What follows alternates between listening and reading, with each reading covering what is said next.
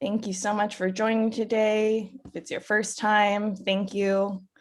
I've mentioned this just a minute earlier, but if you'd like to let us know where you're coming from, we love to see kind of the reach in the chat. My name is Maggie Gabos, and I'm a consultant with Christina T. Miller Sustainable Jewelry Consulting.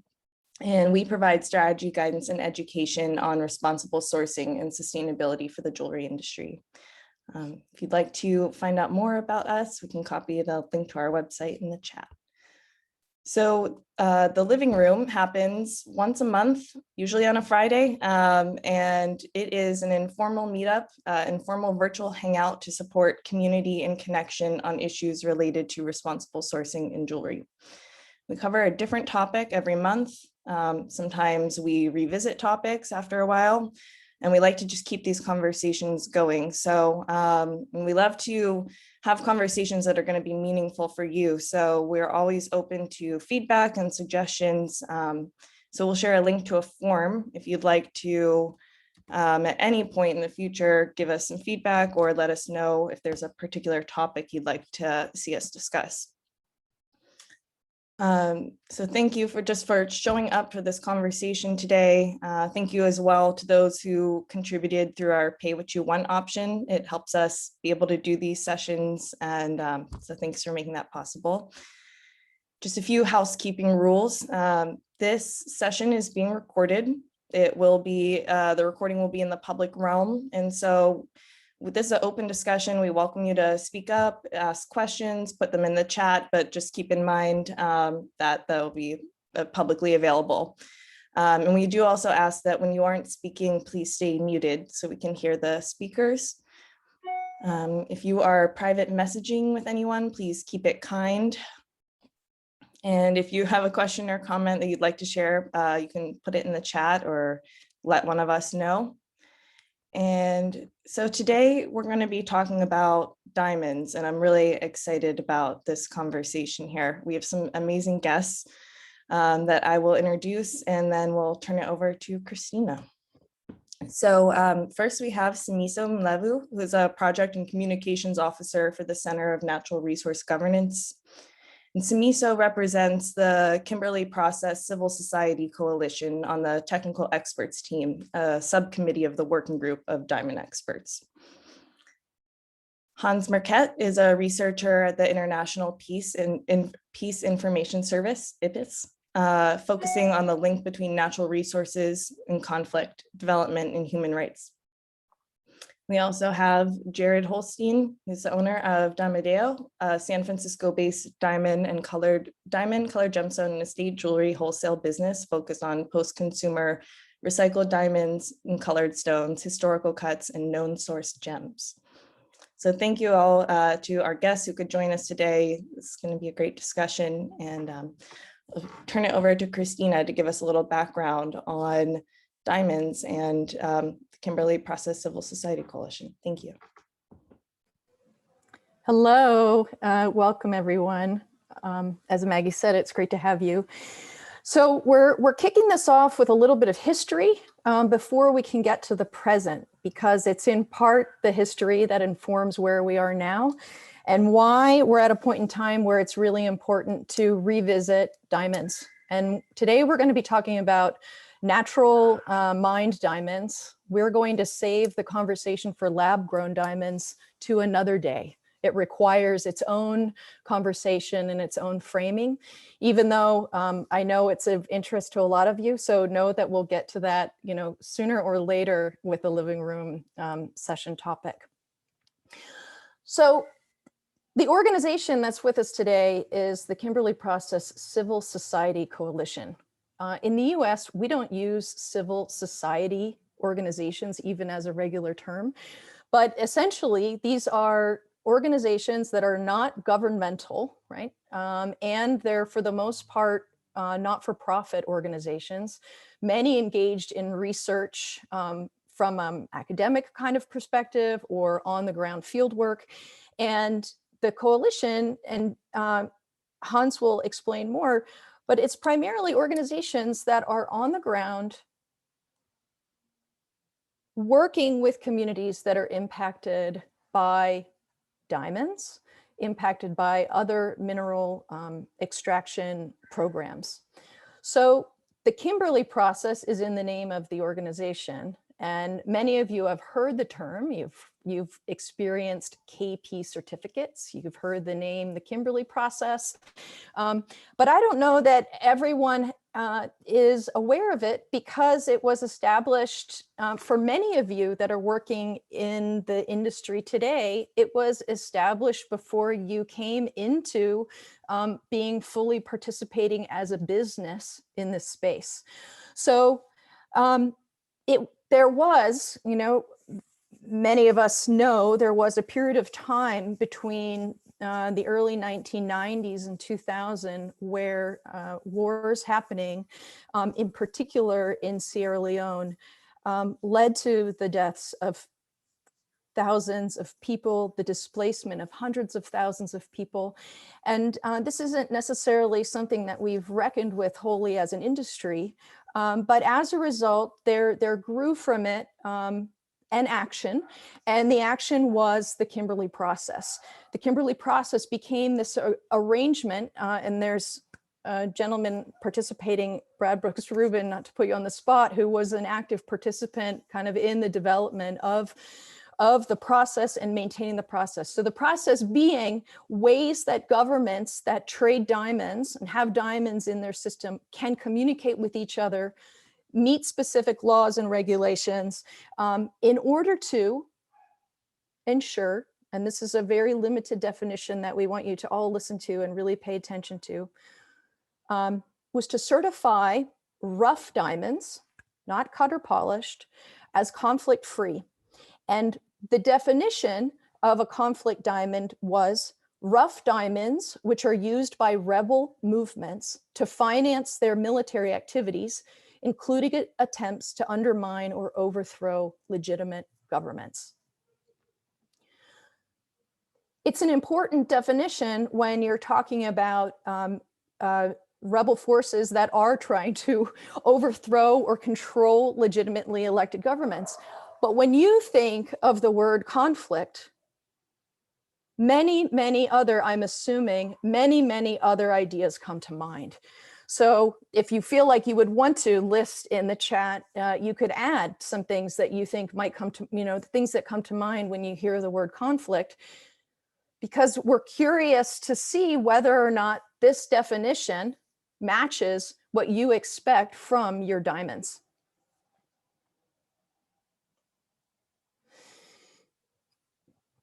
So I'm gonna drop, it's a kind of a long link and it leads to a funny little step that you have to do, but I wanted to share here in the chat for those that are interested in the history and want to do a little bit more reading. One of the authors of the link I just dropped in is Ian Smiley, who was part of Impact when it was called Partnership Africa-Canada. The title of the paper is The Heart of the Matter, Sierra Leone Diamonds and Human Security. And it was an important writing that helped to influence and call attention to what was happening. So once the countries came together and said, we're going to talk about what's happening here, it took another 3 years until the actual Kimberley process certification scheme was established. So currently, there are 81 governments participating. And so when you hear, and maybe I'll turn to Jared real fast, when people hear a KP certificate, can you pop in for a second and explain what that covers and what it doesn't cover? Sure. And actually earlier you mentioned that people have experienced KP certificates. They probably have not ever seen. I'm in the trade and I've only ever seen one actual KP certificate ever. Right, but reference to it on purchasing documents. But it's an important note, right? Everything that there are these supposed certificates, which hopefully exist and are a requirement for rough diamonds to transit national borders. So it's a requirement that ends when diamonds are cut, and or it's generally never associated with a single stone, but generally with a parcel of stones, because generally when people are shipping across borders, it's in larger quantities. So it's a very limited certificate or tool. Thanks, Jared. The member countries have to adhere to a few points: satisfying minimum requirements, which is a funny way to start off, what's required of them; establish national legislation, institutions that monitor import and export controls. There's a commitment to transparent practices when it comes to the exchange of critical data. And they trade with fellow members who also satisfy the rules, also satisfy the fundamentals of the agreement. And then certify the shipments as conflict-free by providing that supportive documentation that Jared was talking about. So country to country, import, export.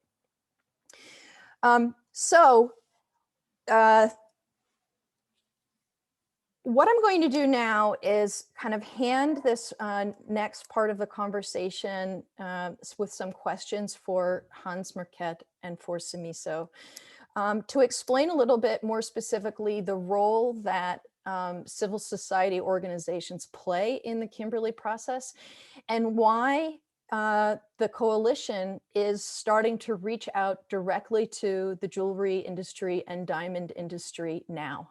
What's going on now that makes this such an important conversation? So Hans, feel free to unmute and we'd love to hear from you. Yeah, sure. And hi everyone, and thanks for having us. Yeah, maybe first of all, let me start by telling a little bit more about what this KP Civil Society Coalition with this odd name is precisely. So we are a coalition of predominantly African NGOs, with my organization, IPIS, Belgium-based, actually the only exception. So we have, I think, about 13 member organizations now in countries like Zimbabwe, Lesotho, DRC, Cameroon, Central African Republic, Sierra Leone, Liberia, Guinea, and Ivory Coast. So the KP Civil Society Coalition has been an official observer to the Kimberley process from the outset. But not all members have been there from the start. So for instance, we welcomed a new member from the Central African Republic last year, while also various and particularly some international NGOs have left the coalition over the years, mostly out of frustration with the rigidity of the Kimberley process and the reluctance to reform or adapt to new challenges that have arisen over the past nearly 20 years. So if you look at the group of NGOs that is there, I think, Christina, you've mentioned it, the main connection between the organizations is that they work closely with communities affected by diamond mining in Africa. And we center the work, to give you a bit of an idea of what the coalition does, and why maybe also you have not often heard about us before. We center the work on three main levels. So on the one hand, the very important level is the national level, actually. So and definitely that goes for all our African member NGOs. They work on a national level with their governments, with industry actors in the country, with civil society in the country, on diamond governance related issues. They also, we work closely together on a regional level. So we have grouped, the NGOs are grouped in three African regional groups: Southern Africa, Central Africa, and Western Africa, because there's also to look at cross-border dynamics such as smuggling of diamonds, harmonization of fiscal regimes, etc. And then thirdly, we work on the international level, and that has over the past years predominantly been the Kimberley process, but increasingly, and I can also talk a bit more about that, we have been looking at other fora and other stakeholders we want to engage with. Now, also maybe important to say, on these three levels, we decided in 2020, in order to increase the impact of our work, to focus what we do, what all our member organizations do, on three main topics, where we do, and we look at these topics through advocacy, field-based research, etc. And that's on the one hand, the benefits mining affected communities get from diamonds.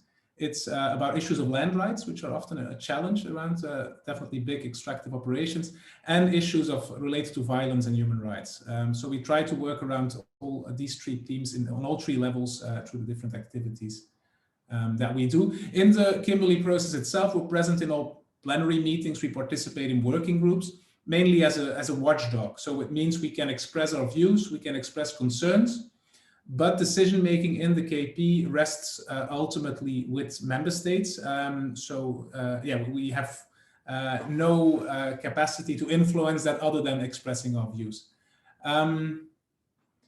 Maybe, I'm not sure.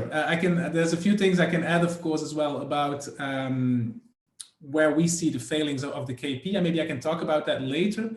But just in general, as CSC, and maybe I can explain the reasons later then, we are losing, or we have lost quite our faith in the Kimberley process, that it can still maintain relevance in light of the changing challenges in diamond supply chains. We have invested between the past years and very intensively between 2017 and 2019, a lot of energy and resources and time in the KP reform process, and we were very frustrated that it didn't really deliver anything but some small, quite minimal changes. And that is why we decided that we needed to move our efforts elsewhere. We stay in the KP as a watchdog because we feel that is needed.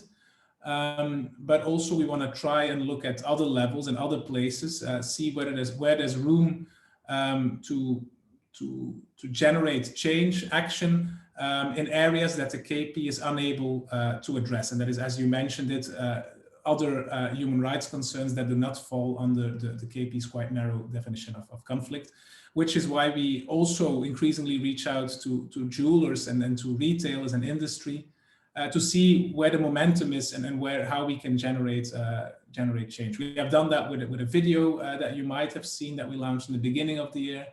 There has been a webinar in March that we can also talk a bit more about. And in general, I think we are quite happy with the direction that we've chosen, or it's proven quite successful, because we feel that a lot of the testimonies or concerns we had been struggling to gain any attention for within the KP over the past years, that actually there's a community out there that we hadn't really engaged with a lot, that is actually interested to hear about these stories and willing to think along to do something about it. So yeah, that's a bit in general. There's many different areas that I can pick up on and say a bit more, but maybe I can stop here for now, or if Simiso has anything to add, then go ahead. Yeah, I was hoping to clarify one thing with you. When the coalition attended the last big meeting that happened in India, you were going to impart with the coalition's support for an expanded definition of conflict. Can you name some of the areas where that the coalition was hoping for the definition to expand into, what it could cover? Yeah, definitely. So here again, we chose actually as a coalition to be quite pragmatic. We could also have been principled and less constructive, but I think we tried to play a quite constructive role as a coalition in this discussion, because there's a lot of areas that we would want the KP to look at that it doesn't. We are aware that human rights, for instance, is a very sensitive or a taboo topic within the Kimberley process. So as soon as you mention that, people start getting nervous, which is why in the end we decided to focus on an expansion of the definition that would include cases of systematic or widespread violence, which is also language that comes from international law. But for us, it would include many cases that today aren't covered by the KP, including violence by public security forces, by private security forces against minors, against communities, rebels that are actually not seeking to overthrow governments, but that are just abusing minors. So that was basically, we wanted to focus on this cases of widespread or systematic violence. That was for us the core, or the minimum that needed to happen, but we unfortunately didn't get there. Thanks for adding that. it was when, you know, when we first started talking, the sense of letdown around that event was really significant. And we're glad to be able to bring, I know, you know, the jewelers that participate in the living room sessions are here to support. I know that it's a community that we know well. What I'd like to now, this would be a great opportunity, Simiso, for you to expand on what Hans was just saying. You can explain a little bit about CNRG and why the organization was formed. And then I'll follow up some more because you've been doing recent field work that participants in the meeting might like to hear about. Okay, thank you very much, Christina. And hello, everyone. I'm quite glad to be here. So I'm Simiso Mlevu. I work for an organization called the Center for Natural Resource Governance. It's based in the capital of Zimbabwe, Harare. So the organization was formed in 2012. This followed serious human rights abuses in Marange, which is in the eastern side of Zimbabwe, almost closer to the Mozambican border, where diamonds had been discovered around 2005, 2006. And then when diamonds were discovered, the government of Zimbabwe had allowed ordinary citizens to do artisanal mining in order to sustain themselves. During that period, Zimbabwe was actually going through an economic crisis. I say then because, well, things are now better compared to 2005, 2006. So when they discovered that there were quite substantial deposits in Marange, they then tried to force away the artisanal miners who had already started mining in Marange. So in 2008, they deployed the police to chase away the artisanal miners, but there was some resistance. Then they called for a reinforcement. That was the military. So they even sent helicopters to chase away the artisanal miners. So it was in October 2008 that about 200 artisanal miners were gunned down in a space of 2 weeks. So it led to a crisis. It was a serious human rights crisis that started in Marange diamond mining fields. So it continued because there was resistance by artisanal miners, but because of the extent of the killings, some of them actually fled the area. So they started introducing formal large-scale diamond mining. So while there was this formal large-scale diamond mining, still human rights abuses continued because people would sneak into the diamond mining field, which since 2008 has been under a protected area. There is a law called the Protected Areas and Places Act in Zimbabwe. So once an area is designated as such, and once you are found within that territory, you are regarded as an intruder. So the area up to today is guarded by the police, by the military. There are roadblocks. So even people who are getting into that area, they are, if you are not ordinarily from that area, you are supposed to get a clearance from the police that you are going to be visiting Marange, even if you are visiting relatives. So you are going to be visiting Marange for a specified period of time. So the other thing again is that for those with vehicles, they need to get permit for their vehicles to move around the protected area. So they traveled to the capital of Manicaland, which is called Mutare, to get that clearance. And if you are an outsider, you also want to get into that area, you also need to be cleared to move around with your vehicle. So the Center for Natural Resource Governance was actually formed against that background. Then talking about what we have been doing as an organization, we are working with the communities to capacitate them to understand their basic human rights.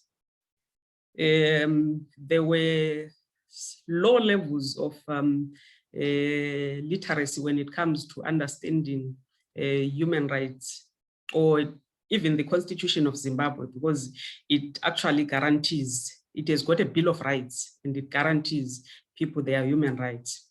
So we have been working with the community to capacitate them to understand their basic human rights. We have been documenting cases of human rights abuses.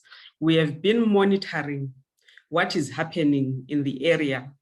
2 weeks ago, we actually spent about 6 days on the ground doing a research on artisanal mining. So when they introduced large-scale diamond mining in Zimbabwe, they automatically outlawed artisanal diamond mining. But up to today, it exists. People sneak in. So we wanted to establish the extent of artisanal diamond mining in Zimbabwe and also map the sites where it is happening.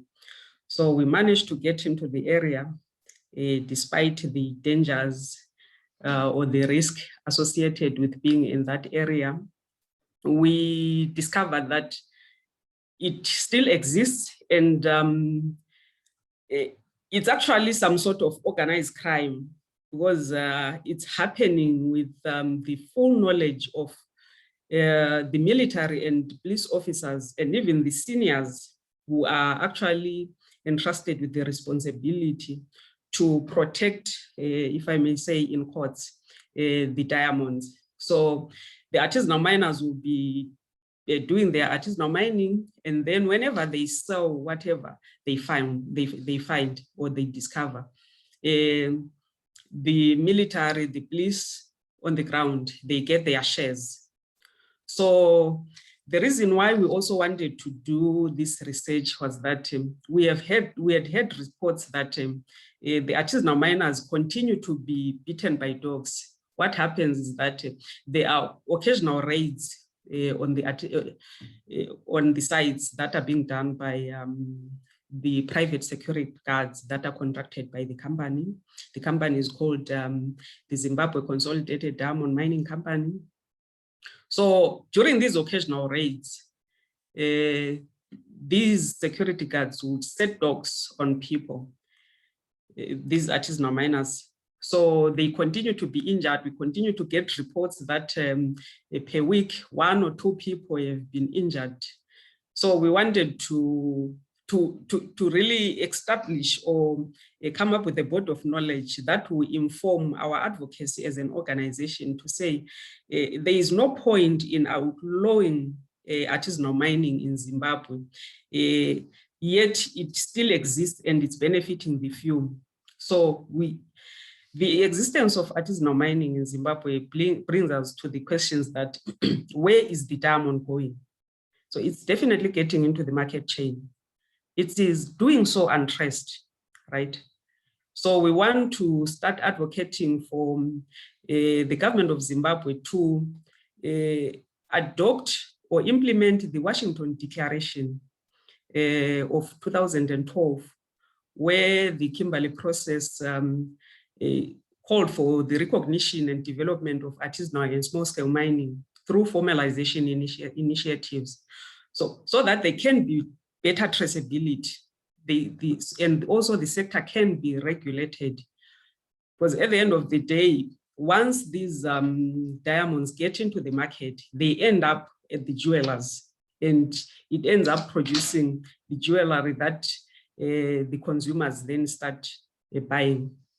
So I think I can end here for now, unless if there are any questions that I may need to elaborate on. Thank you. Thank you so much, Simiso. We look forward to coming back to you. That was a really clear explanation of what's happening and some of the circumstances that are at hand.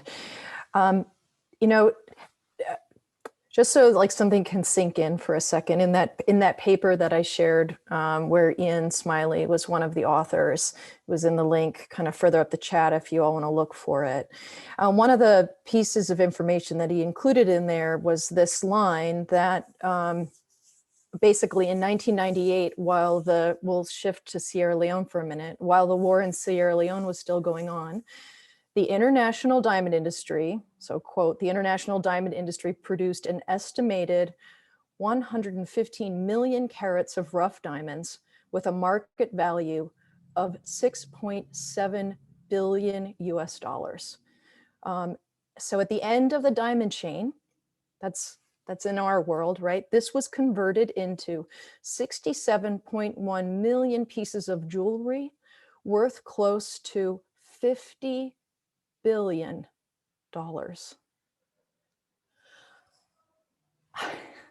I kind of can't read that without crying.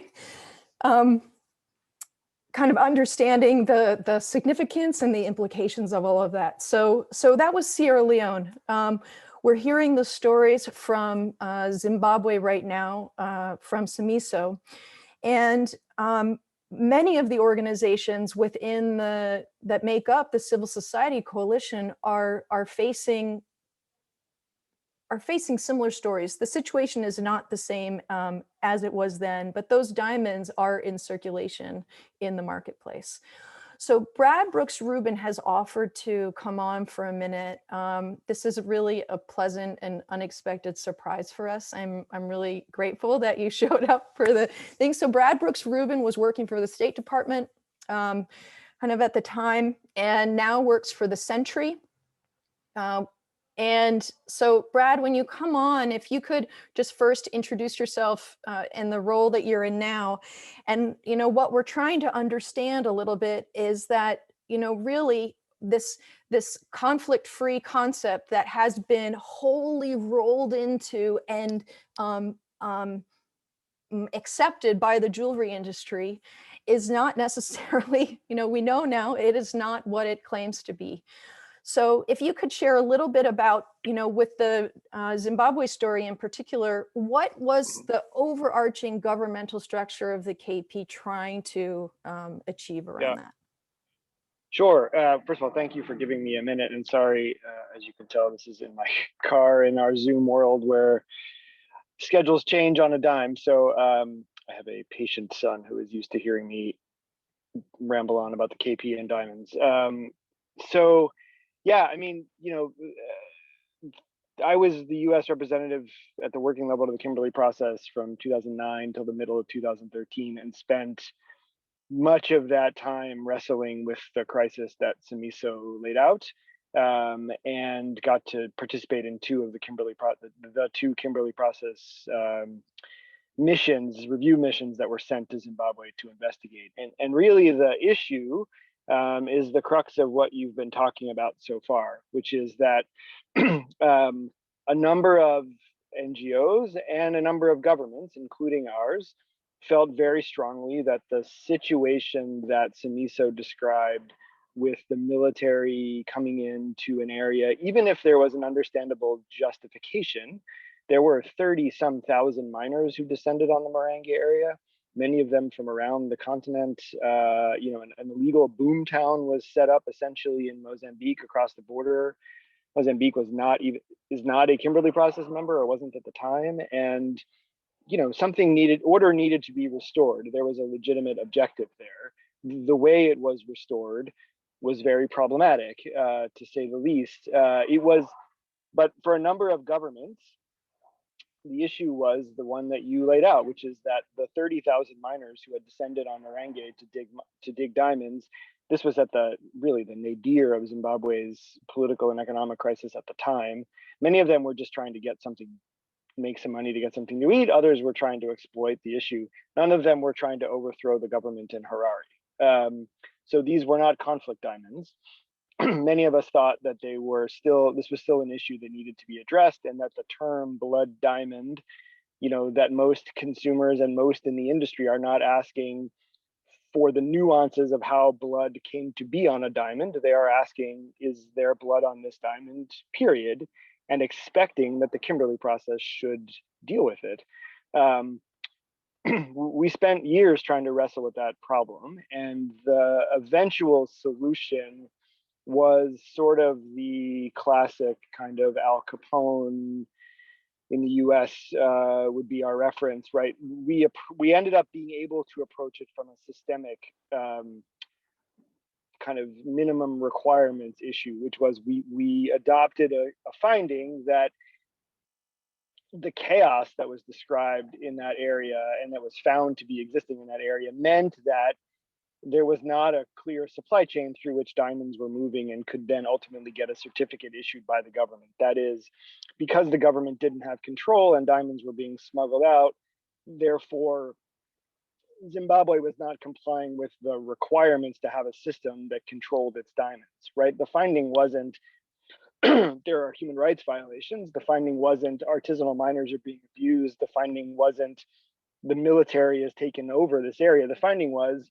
you don't have the right system in place. The KP established as a result, though, a pretty unique system, which was pretty innovative at the time, to have a monitor, a third party from another government, who actually wasn't a government official at all, come and basically oversee the process. That then got very politicized in terms of the decision making about when that monitor would or would not be allowed to certify diamonds, and essentially from there the Kimberley process devolved into a real impasse. And because the structure is such that any decision is only, as Hans mentioned, is only taken by member states, and they all need to agree, right? One vote against means that a decision isn't adopted. So essentially the problem got handled by the Kimberley process arguing with itself, eventually allowing Zimbabwe to certify diamonds and bringing some order to the area. I mean, the situation is different now than it was 12 years ago. But that crisis really led to the one around the definition, which you've talked about already. And in 2012, when the US was the chair, we put on the table, okay, we've just wrestled with this problem. Consumers in the US and many in the industry are not splitting hairs over where the blood comes from on a diamond. We need to address this as the Kimberley process clearly. And the Kimberley process at the time refused to do that. And as you've heard, still refuses to do that. And I think, their real forums like this are essential, because the only way that situation will change is if the industry, a broader array of folks in the industry and in the broader public are clear with governments and clear with other members of the industry from bigger companies from other parts of the world that in trading centers, et cetera, in India and Dubai, et cetera, that this does matter. Many in the industry and many governments have been willing to wager that those tens of billions of dollars that you mentioned, Christina, are going to be minimally affected by consumers who actually care about this issue, and that therefore, they can get away with not doing very much about it, because at the end of the day, people still want to buy diamonds, and they're going to ask pretty minimal questions. They'll be willing to take there is a Kimberley process certificate as an answer and feel better and move on their way, and that there is a pretty small amount of number of people who are going to educate themselves, who are going to ask real questions, who aren't going to let their jeweler sort of just give them a non-answer, and who want traceability and who want real standards, because they don't want that situation described in Zimbabwe to happen again. They want a real solution. So I think that's kind of where the industry really remains, and there still are really precious few examples of traceable, sustainable diamonds that are truly conflict-free and human rights violation-free. And Christina Villegas and Stuart are on, who've been behind Moyo Gems, and Moyo is a great example of what that looks like in the colored gemstone trade. De Beers has tried with Gemfair in the diamonds world. It's challenging in the diamond world. The structure is different, etc. But until there are more Moyo gems for diamonds, you know, efforts like the one that's happening from the Civil Society Coalition will be necessary to raise awareness and really bring real change. Thanks. Thanks, Brad. We appreciate you popping in and sharing that information with us. There are two main things I wanted to just clarify, right? So we've got situations of large scale diamond mining, right? And you have large scale diamond mines that are participating in programs like the Responsible Jewelry Council, for instance, or are members of the World Diamond Council. And then you have large scale diamond mines that are not participating in any kind of system that is putting them on a, you know, any kind of responsibility track. Then you have artisanal and small scale diamond mining happening. Both of those present very different solution drivers, right, to influence them. And so what I wanted to do now is, so Jared Holstein, as a, you know, someone who's works with you all, right? Maybe not all of you, but, you know, tries to answer your questions on a regular basis, like where the heck can I buy a responsible diamond? And what does that look like? I'd like to hear from you, Jared, kind of what are the challenges, you know, that you and others are facing when you're trying to sift through all of this information, right? We're bringing really big ideas here that are messy. How do you sift through them to be able to identify something you feel okay with, or are you not finding anything? I think the question is, thank you, first of all, and hello, everyone. I think the question is, where aren't there challenges? There are no easy answers, only incredibly complex, often centuries in the making challenges around that stem from colonialism, resource extraction.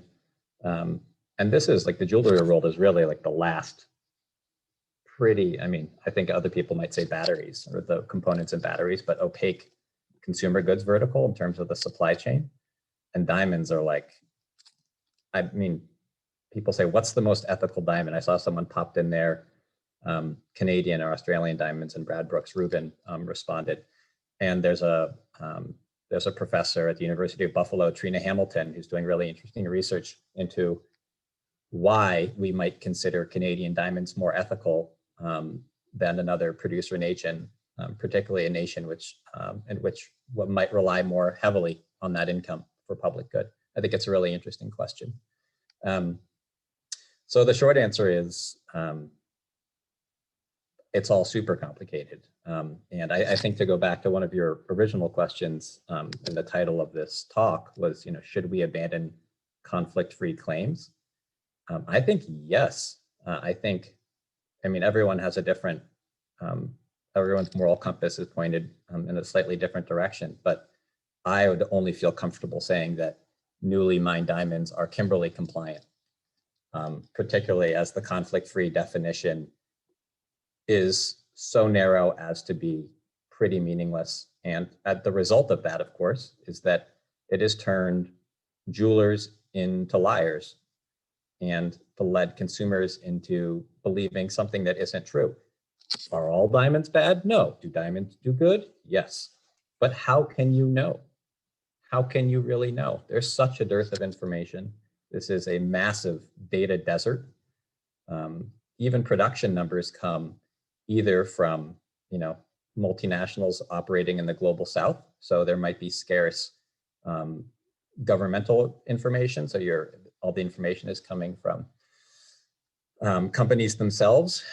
And again, in places where the public or NGOs have fewer resources to monitor what's going on. That's a tough situation. I mean, it's really like, you know, we talk about beneficiation, but I think we also need to talk about like non-maleficence. Like, yes, these should be doing good, but also they shouldn't be doing harm, right? At the very least, it should be a competition between which diamonds are doing the most good. And that's just not where we are, unfortunately. So thanks, Jared. Sorry, everyone. That was like the thump up, right? Like we haven't heard enough already. So we are, there is a track, we are tracking towards something else. This is definitely a new era, right? In fact, Jared and I were discussing this just yesterday. We're in a period of time where social media and its ability to galvanize consumers around new ideas didn't exist during the establishment of the KP, right? Organizations that want to expose corporate behavior are very willing to do such using kind of social media as a platform. We have, we're hearing that consumers are much more interested in where the materials come from. And, there are several jewelers on here who know they're getting customers because of the position that they take in this space. So what I'm hoping is that, Hans, that you might now for us, again, kind of reiterate the journey that the coalition is on. What are some of the tools that you are seeing out there that might help shift in addition to these kinds of conversations, but that might be able to start to shift the dialogue around diamonds? Yeah, it's indeed, it's a very good question. It's the essence of what we are trying to do. And we are, it's also why this is probably still a bit messy. We are really in an exploratory phase, let's say. While we were still focused on how can we make the KP work, we, as a coalition, we knew quite well how the KP needed to reform, enable to be a better, produce better results. Given that we are losing faith into that ability, and actually personally also I wondered, like the KP certification scheme was an innovative approach when it was launched. I personally wonder whether a certification scheme can still be an answer to the challenges we see today. Given, and that's, maybe I'm diverting a bit in the wrong direction, but just one point I wanted to make, putting in place a certification scheme is a huge responsibility, because you give the KP quality mark to everything you certify, and you actually provide guarantees that everything you certify, that nothing untoward is mixed into that.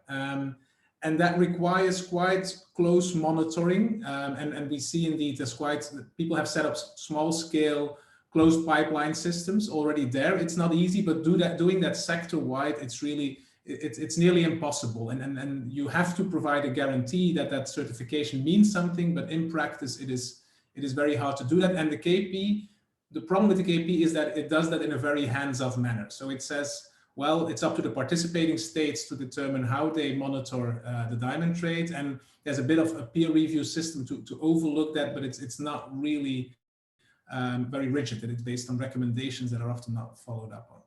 So to come back to the question, we are looking at what, if the KP is not the answer, what is? And that is why we started also engaging with industry to look how we can fill this gap, how we can look at the issues that are not being addressed by the KP at present. And maybe to address specifically the point of this data desert, I think it is indeed, that's one of the challenges we need to look at. And Simiso has already partly mentioned it with the KP Civil Society Coalition. We launched this year what we call a diamond mapping exercise. It's based on methodologies. IPIS as an organization, we've been often doing that in the Democratic Republic of Congo, for instance.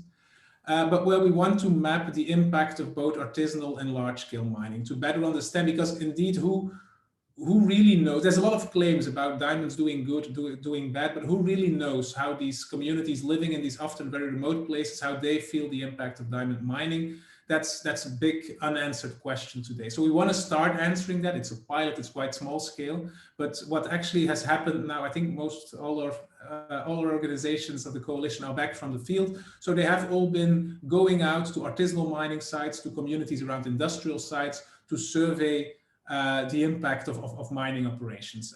We will bring all that data together. We hope to be able to publish some first results after the summer. It's a pilot, it's exploratory, it won't be anything comprehensive at this stage that we can say, but it will provide some first insights into this. And we feel that more like this is needed in order to, for our advocacy as a coalition, to do evidence-based advocacy, to propose solutions that are in line with the challenges we have seen in the areas where diamonds are being mined.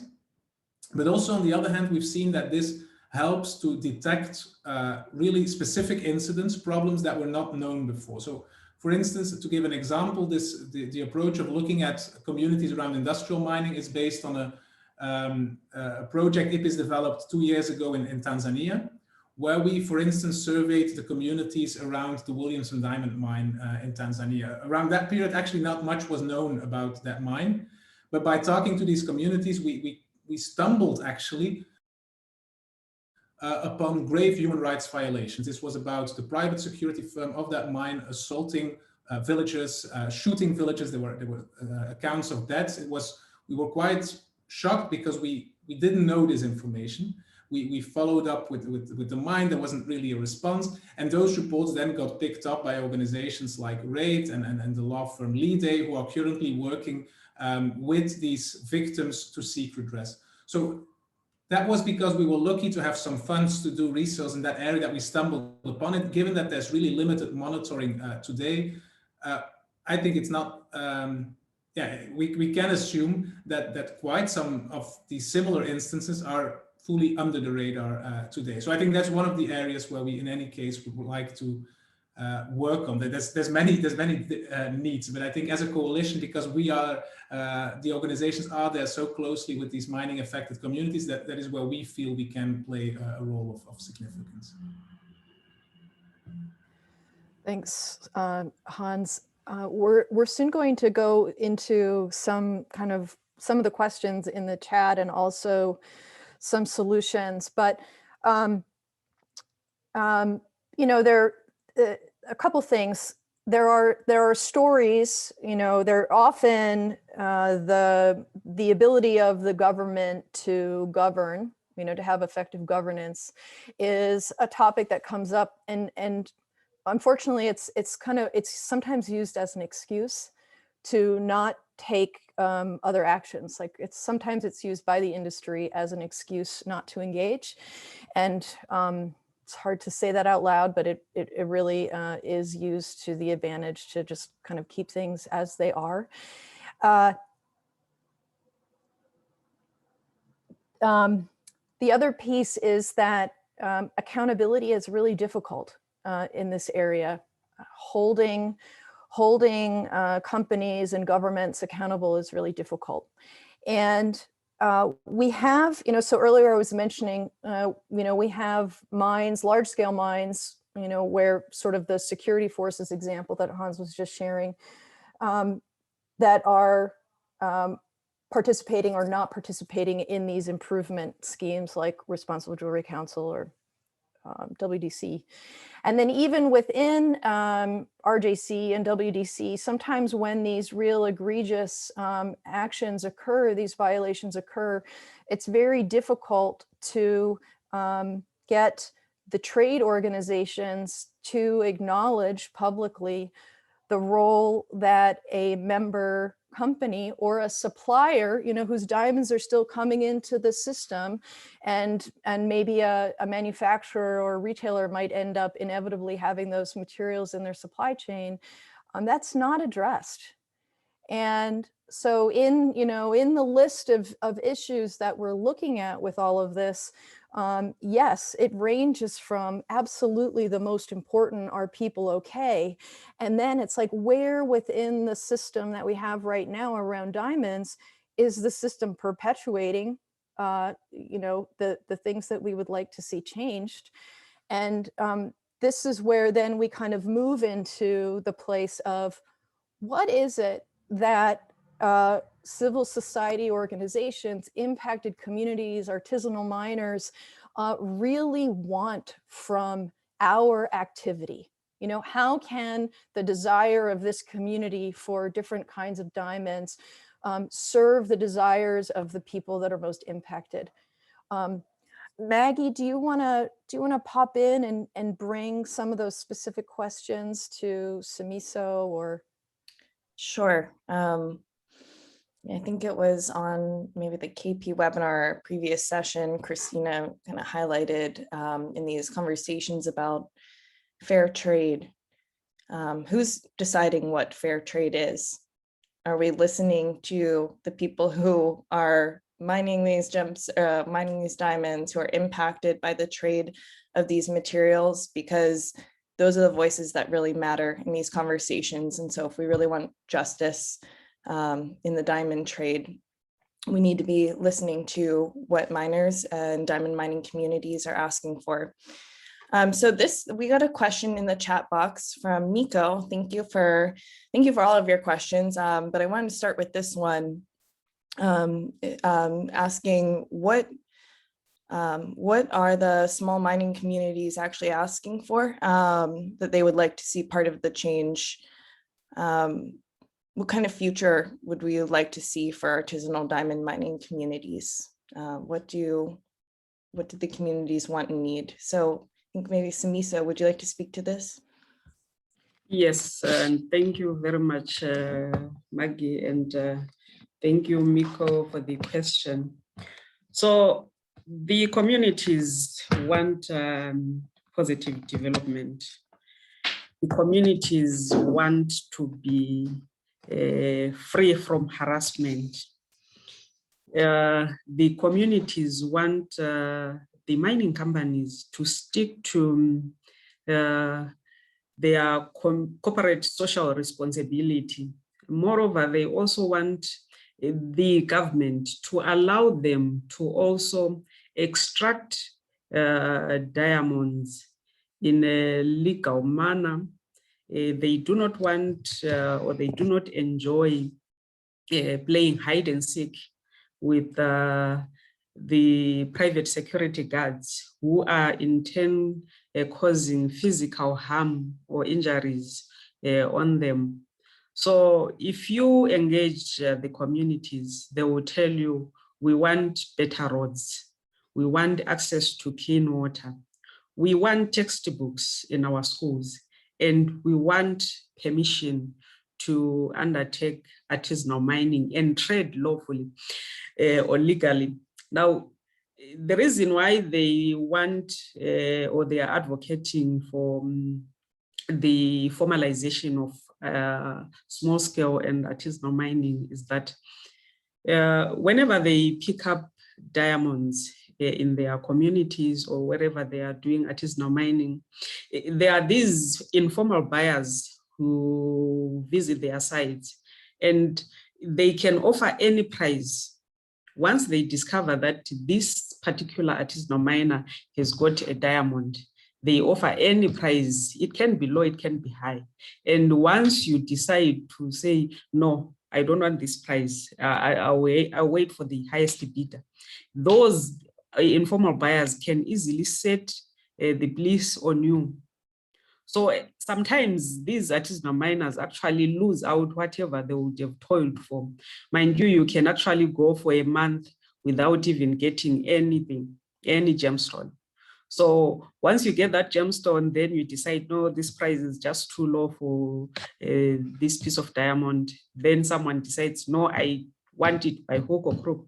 So they go and invite a police officer and say, that one has got a piece of diamond, but they don't want to sell it. So you discover that a police officer will just, from a group of 100 people, they will just approach one person, and you end up running away, even leaving that diamond. Because once you are caught, it's either you are going to be taken to the police, you are going to be taken to the cells, you are going to be taken to the court. So it's really a tough situation for them. So they really want the government of Zimbabwe to formalize so that they can sell legally to the MMCZ, the marketing body of the minerals in Zimbabwe. It's called the Minerals Marketing Corporation of Zimbabwe. So this is what they want. They don't want to be abused. They don't want to be harassed. They don't want to be denigrated by the state security and private security. Thank you.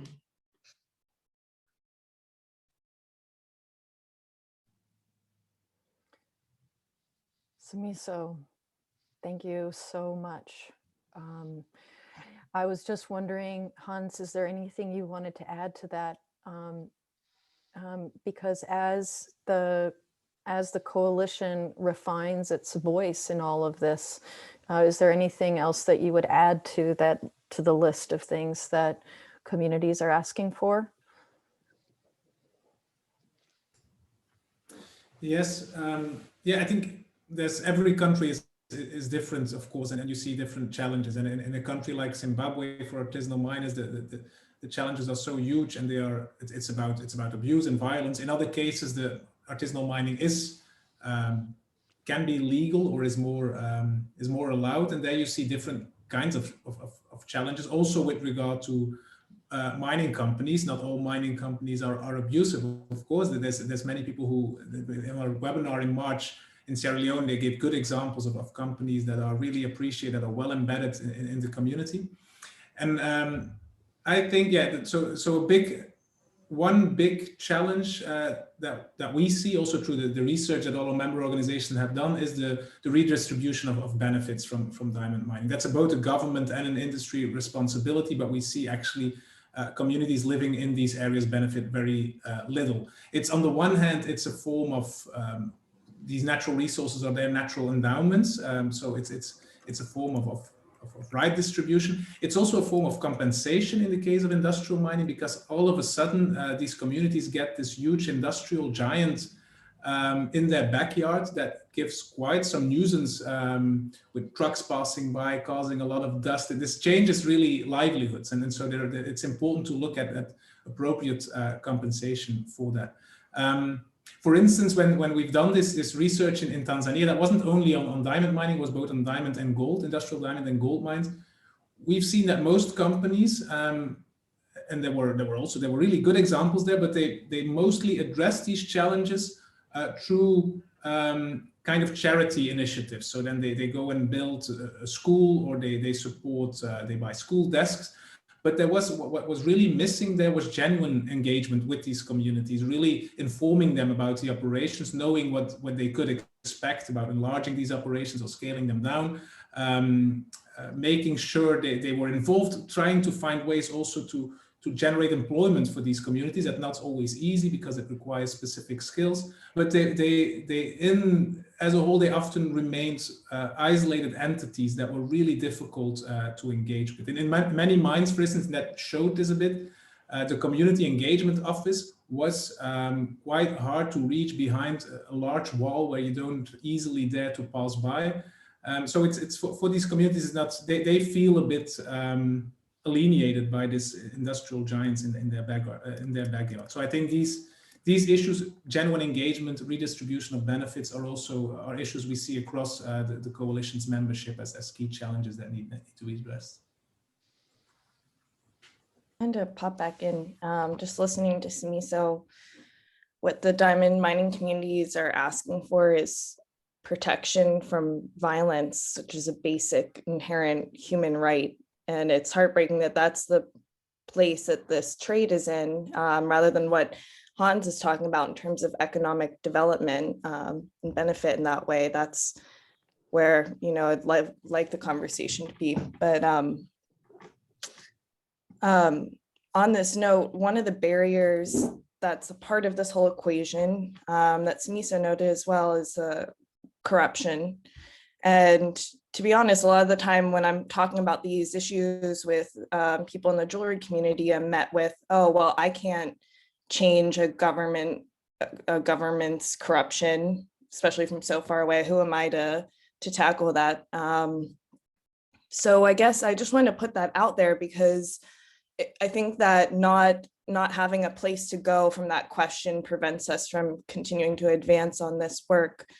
And so for anyone, for Hans, Miso, Jared, Brad, even Brad, we'll hop back on, how do people in the jewelry community make sense of the corruption element? And is there a role that the jewelry industry can play in what we advocate for in that regard? Jared. Well, I would say that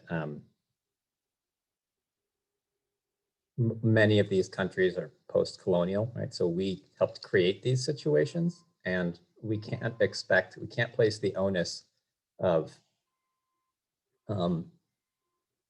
all the development work, et cetera, on countries in the global South with weak governance. It's the accountability thing, I think, is huge here, right? Accountability. The diamond industry needs to be responsible for ills created by the diamond industry, not government. Does government have a role? Yes. Could they be doing a better job? Yes. Do we live in the world that we live in with the realities that exist? Yes. And so those with agency have a duty, I believe, to exercise that agency. And it's complicated, right? Every single country is different. And there's a certain amount of there's a discussion around the imposition of Western ideals and business practices in other countries, but know that it's not just the jewelry industry. There's corruption in the United States. There's corruption everywhere. The headline in the New York Times was, the Chevron is spending millions of dollars at the moment trying to get the US government not to enact stricter sanctions on Burma. So in any case, I think responsibility is required. And just one thing I wanted to note, because I don't think that's come up is that this is really, as has been noted by impacted people in the Civil Society Coalition video, et cetera. This isn't just about artisanal scale mining, right? That's because we don't have really good data. We don't know. Somewhere like 15 to 20% of diamond production is artisanal.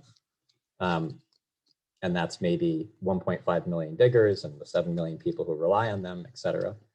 But a lot of the examples that have been brought up, Petra, huge foreign, Petra, and is not an RJC member, WDC. Susan Wheeler had a session with the Gem Diamond Zone mine in Lesotho. Huge, these are all large scale mines. The Koidu Oktea mine, where Ibrahim was shot and is still owned by Benny Steinmetz, whose brother is an RJC member. It's like, these are large scale mine problems too, also. And you have, the best of the best, like El Rosa, also in partnership projects and invested in countries like Zimbabwe and Angola, which certainly their presence could help push the situation in a better direction, and we hope that's true. But one must always keep in mind what's actually happening on the ground and hold these companies accountable and make sure that they are indeed pushing things in a better direction and not just profiting from the status quo, which is really quite horrible for the people that live there.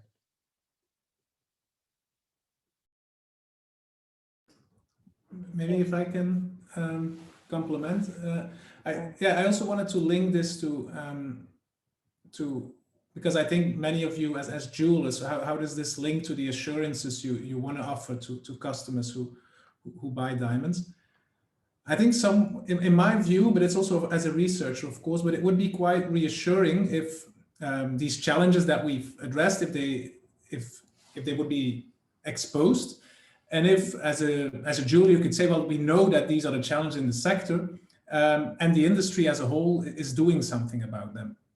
And I think quite some initiatives are happening, and there's definitely progress with industry self-regulation. But I still find it hard to make that argument that the industry at large is doing something about this, to make that credible, if you see that many of these cases that the Civil Society Coalition produced this Real Care is Rare report in 2018. That was about many corporate abuses in the diamond mining sector. That was not new findings. We just put everything together in one report.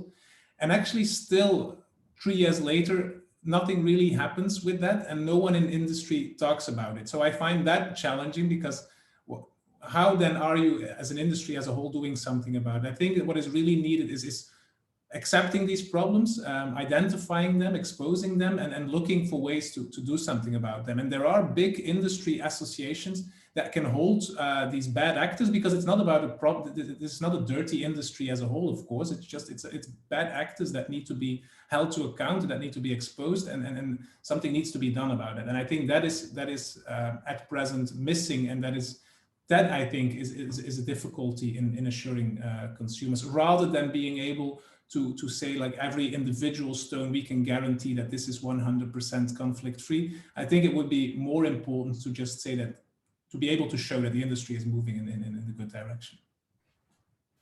Thanks, Hans. I think that's a great point. On that note of accountability, I think Brad's going to hop back in quickly. Hey, Brad, did you want to add to that? Sure. Just, I mean, in some ways, Hans and Jared both covered a lot of what I would say, but I think your question around corruption is an important one, and also the idea that no company on here is going to solve the problem of corruption in any country, but every company is required to try to solve corruption in their own business, right? You all have bank accounts, you all have banks who ask you about what business you're doing. That all requires you to ask questions. And I think what has often proved challenging to me is the unwillingness in many cases, obviously not in every case, but in many cases, of companies in the industry, and certainly then it applies to consumers, to just ask questions and then follow through on the answer, right? If you don't get a satisfactory answer, then it may make your business more difficult to change your supplier, but change your supplier. Be willing to look somewhere else.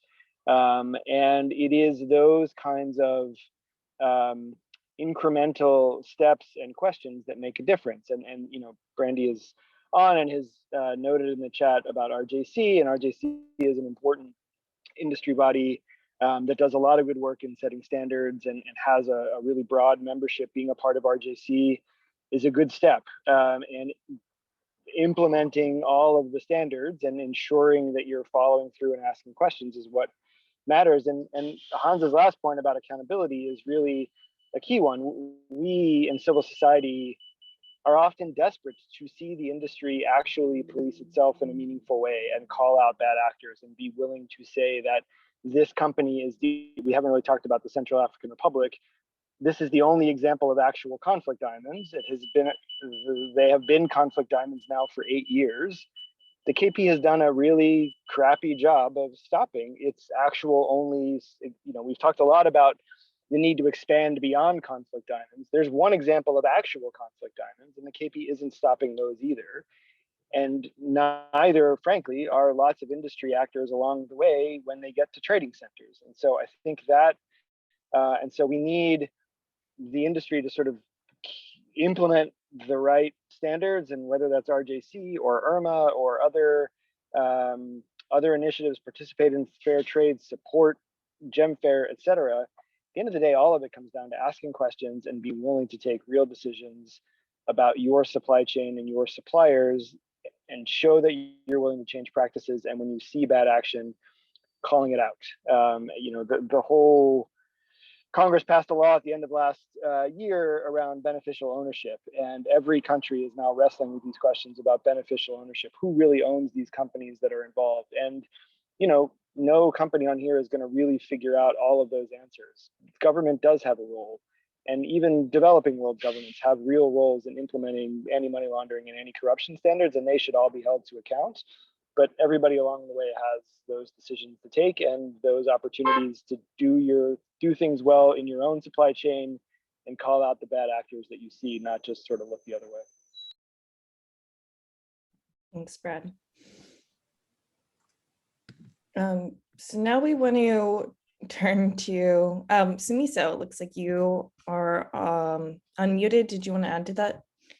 Yes, I'm not really sure. Probably it's too much to ask for from the jewelers, but I actually learned of this yesterday. I had a call with my colleague, a colleague from the Civil Society Coalition, who is based in Lesotho.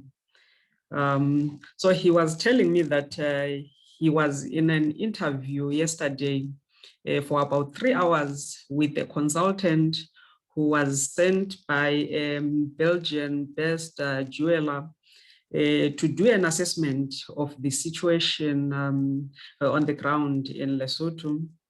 So he was saying this consultant met the firm, the company mining diamonds, also met government officials. He also met the community members and civil society organizations just to find out about the situation on the ground, ask questions about responsible sourcing. So I think this is one avenue that can be used by jewelers to say, move from the offices, go down to the producing countries.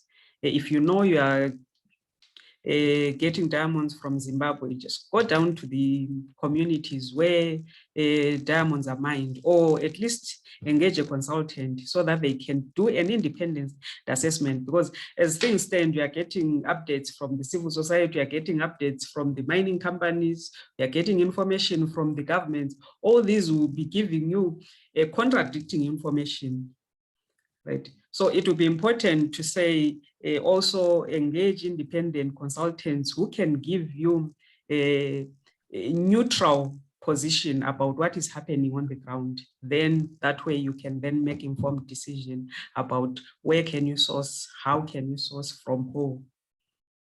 Thank you.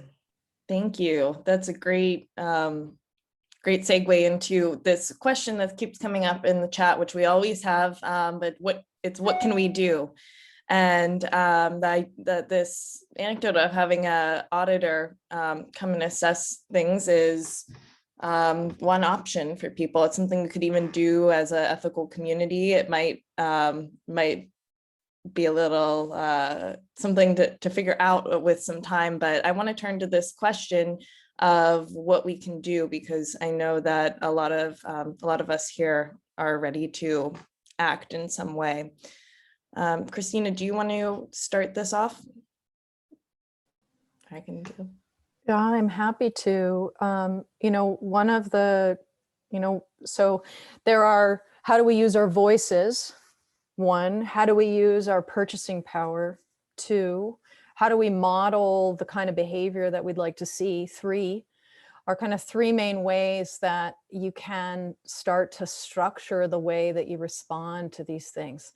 So on the first, how do you use your words? How do we as a community choose kind of messaging and language that we want to percolate throughout the jewelry industry? That's why we included on this, who is there a willingness to abandon conflict-free claims and rather exchange that information out with the information that you do know. What are you able to say about those, about the diamonds, and what aren't you able to say about the diamonds? There may be other ways to address that, but feel free to hop in quickly on the chat if that is something that resonates with you in terms of language. The other thing, I'd like to turn to one of the jewelers that is participating today. Katya, are you still on? I see you. So Katya emailed us in advance of this, and she has a circumstance that I think many of you will identify with. So we thought we might just try to work through what can she do now and what can't she do now, right? So Katya, if you would pose your question, I think it would be helpful for everyone to hear, and we'll see how we might address it. Okay, hello everybody, and thank you very much for all this interesting information.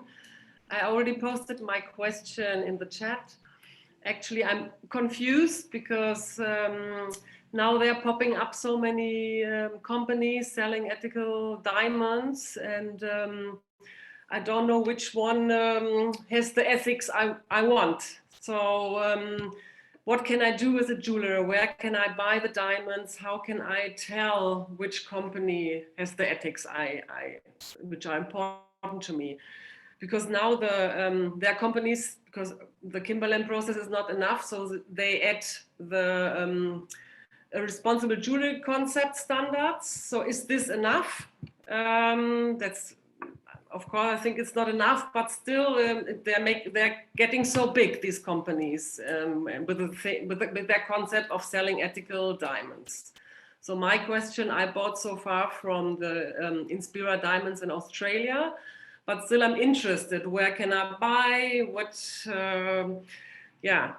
How can I support small scale mining or groups who do the effort to change things? That's, yeah. Yeah, so I was hoping that Jared would give this a shot. How would you wrangle your way through a customer asking a question like this? I was asked once by someone clearly in a tech startup. They asked for a 2x2. I didn't know what that was, but if on one axis you have environmental sustainability and on the other axis you have social good, they're like, what's the best diamond option? And I'm like, sorry. And it was, that same question was posed in the chat multiple times. I think Ed asked, why have notably any direct to market artisanal scale programs such as Martin Rappaport's Fair Trade Scheme, DDI, or De Beers Gem Fair failed up until now to bring a siloed product to market. Supposedly the De Beers, the Gem Fair stones are aggregated and mixed into their other sales goods. So they've reported, so they're not available. That's a really good question, right? We posed it to Martin Rappaport and didn't receive. It's, it's all the things. It's all the things that make it really complicated to work in these countries, which Cristina Villegas knows well, which Ed knows well, which Rubin knows well. Oftentimes, exports are dominated by a few people, oftentimes foreign nationals. And it's just super complicated. And I wish I knew. I wish we had a great answer, right? Because that's what we all want. What we all want is a stone which doesn't not do harm, but also provides real substantive and measured good for the community from which it came. That's the Holy Grail, and it does not exist yet.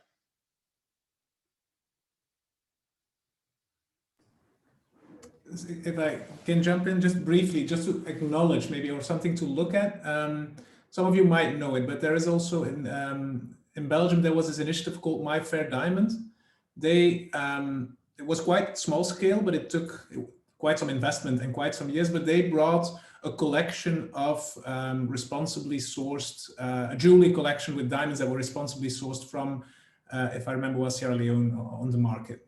It's interesting. You can look on their website. I think it's interesting to look at the road they took to get there, which was not easy, and it shows some of the challenges. And I also know currently, but it's still in a draft phase, the Antwerp World Diamond Council is looking to put in place something, a blueprint for responsibly sourced artisanally mined diamonds to access the international market.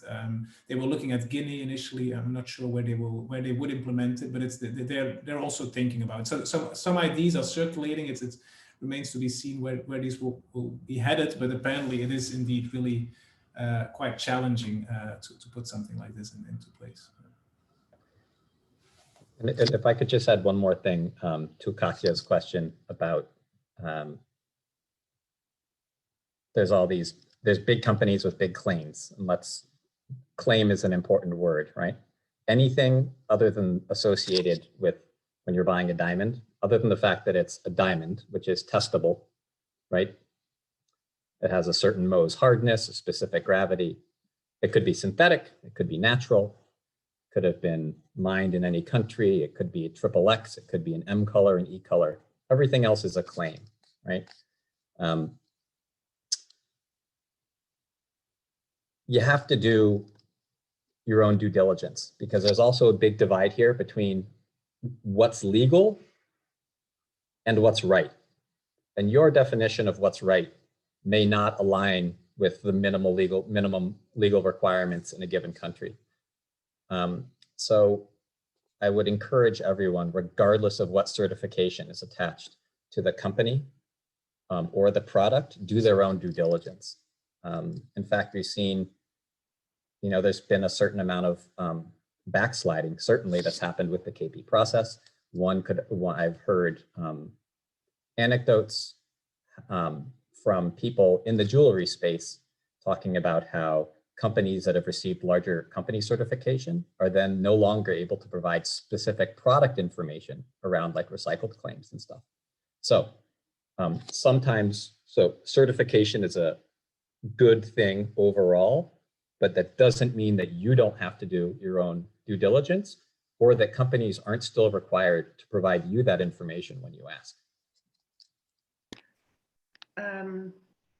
Thank you, Jared. One question. So because there's one company in Barcelona, for example, they have recently started with tracemark certification, and they say they verify and certify the entire journey of the jewelry. They have QR codes from the mining company to the point of sale. So it's like a new business. So this is enough ethical, or this is enough certification, for example. I somehow see a big marketing thing behind it, and yeah, I'm like investigating now. So far, as I said before, I bought from the Inspira Diamonds. They gave me like confidence, or I trusted them with their traceability and their values. And I'm just starting to investigate because I saw all these companies popping up with ethical diamonds. And yeah, that is my confusion a little bit. What's the difference? Go ahead, Christina. I don't want to leave that out there. If you look up the Tracemark program that Katja is referring to, and if you start to dig into it, what they're aligning with is are companies that are RJC certified. It doesn't apply to any, they only allow companies that are RJC certified. I'm not saying that that's good or bad, that's just the parameters that it covers. And then additionally, the number of diamond mining companies that are RJC certified is very limited. So if you start to cross off the possibilities of where those diamonds are coming from, you end up with a really narrow window if they are truly traceable from the mine to the the final piece of jewelry. Mm-hmm.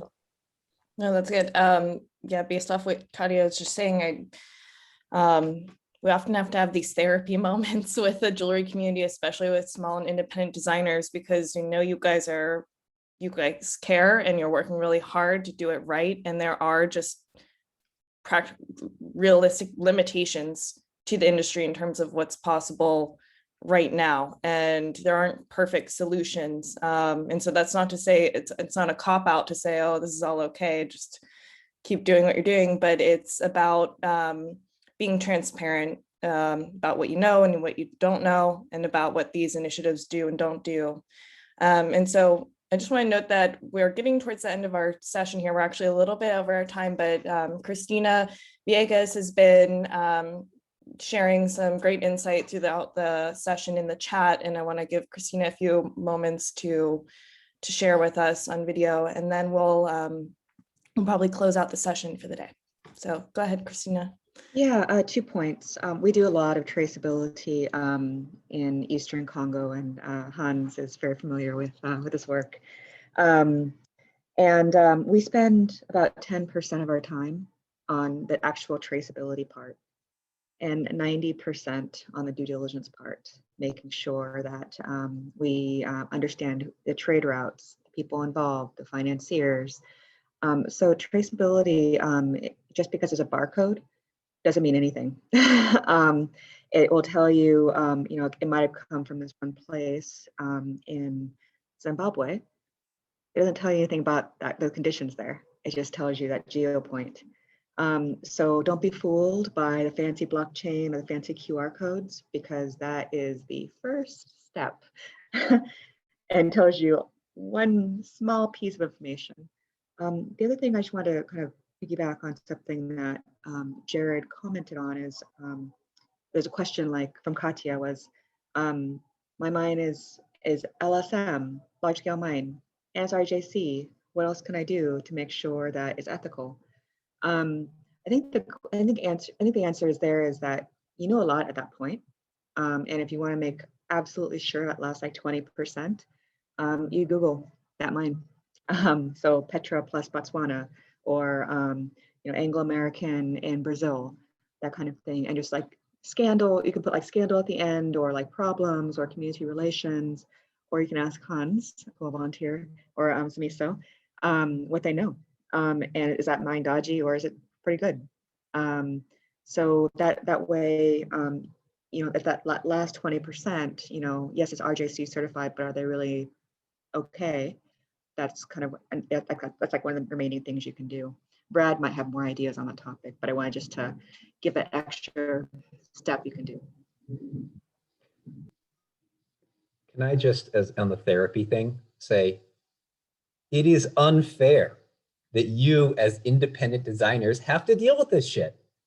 It is unfair. You shouldn't be trying to figure out whether gem diamonds in Lesotho is like poisoning the water of the downstream community, which would be very hard for you to figure out because there's no information. This is bullshit. And, you know, like, do your due diligence, do all this stuff. You're trying to run a business. You should be able to count, like expect that companies are doing good things and not doing bad things, and that our industry is making the world a better place and not creating human misery and environmental destruction. So my apologies, industry's apologies, a big hug, I don't know. But just to say, like, if it's frustrating, you should be frustrated. This is bullshit. So it's the right note to end on. We all want to do something. We can be rightfully angry, right? It's true that it's an unfair burden. It's felt that way, you know, since day one. For me anyway, opening the doors to these conversations is like absurd. But you know, I was speaking with a researcher yesterday who said, and I took this as some hope, that this group of this jewelry community, this one, the EM members, the activists in Barcelona, the folks that are organizing in the UK, the folks that are organizing in Denmark, the small jewelers in Germany and France, etc., Latin America, right? There's some in Peru now, Brazil, right? It was acknowledged by the researcher that the message that we've been communicating on for the last 10 years, we're so far ahead of typical business in terms of the kinds of questions we're asking, the kinds of expectations that we have, that we are leading. And that's not, leadership is not an easy place to stand in, because it means that you don't have the alternatives to turn to just answer your questions. Oh, I'm challenging this. I can buy this thing. I feel better about it. It's okay to go. And so here we are. So let's do this. We always wonder, you know, at the end of these sessions, what the key action items are for everyone and for ourselves as an organization. Write to us, let us know. We'll build our takeaway documents that we always do after these sessions.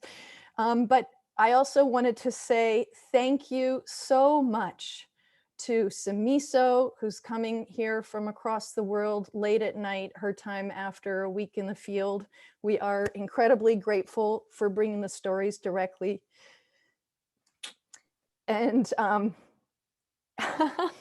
and Hans, thank you. You're bringing a world of experience and expertise. You muted. To Hans for covering legal matters and other topics. Brad popping in was like such an unexpected treat. We're grateful. Christina and her knowledge, and Jared, who keeps us all accountable and helps us balance what we can do and what we can't do. So we look so forward to keeping in touch. Let us know if you want to talk lab grown diamonds next. They don't feel so exciting after this. Thank you, everyone. Thank you, everyone. If the panelists want to stay on a minute, that's fine. You can say goodbye. Thanks so much, Christina. Bye. Thank you, everyone. Bye-bye.